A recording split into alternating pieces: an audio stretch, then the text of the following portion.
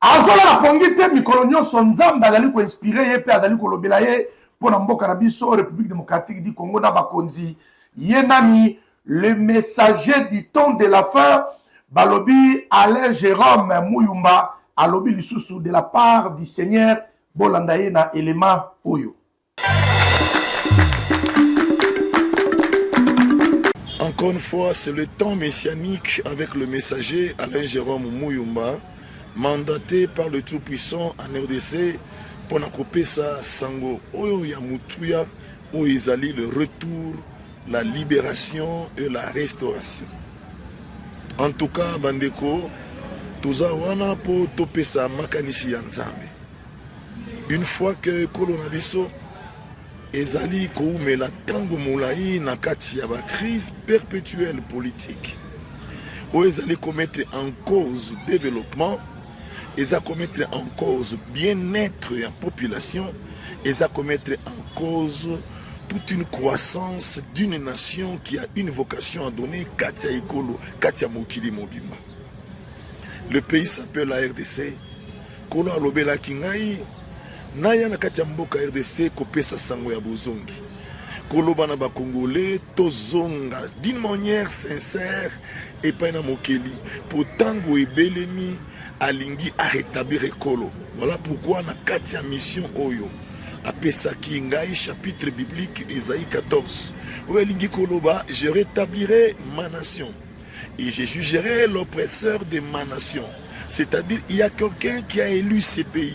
Il y a des décennies, il y a des millénaires, il y a toute une prédestinée.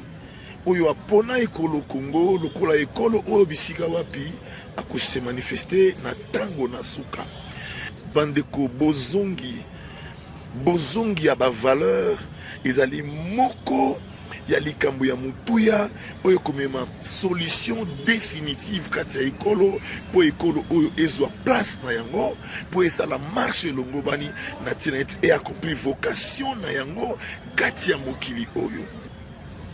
Ekolo etonda batu na mayele ekomi lokola batu nyonso baza na mayele te. Bamboka mike bakosikaka biso bato ba mayele te bazana kita etondisa mi bozui metala passe bandeko ezali bonguti ezali bozangi na biso ya bososoli ki tozali peuple choisi et élu bikolo e biangami na bonzambe ezana lolenge na yango ou isingeli tabusana eza bikolo oyo eza incompatible na ba réalité lokola ba fétiche lokola ba magie. Toute culture satanique est incompatible na ekolo oyo e biangami na kati ya bonzambe. Là nous comprendrons que nous avons une nation élue, une nation différente de toute nation qui doit marcher et conduire dans les principes du Tout-Puissant. La Deuxième République était une république qui est arrivée dans la nation à tout prix unir les pays et les messieurs étaient obligés de se lier à Satan.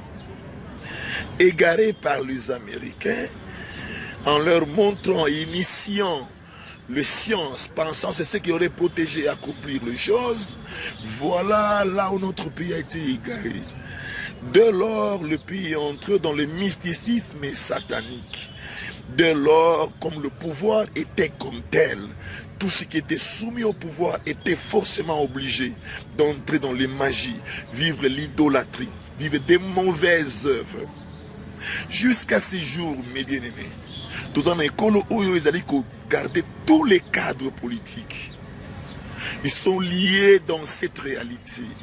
Ce qui fait que toutes les institutions de la République sont liées de gens qui ont embrassé Satan dans les loges, dans les magies, dans les œuvres de ténèbres.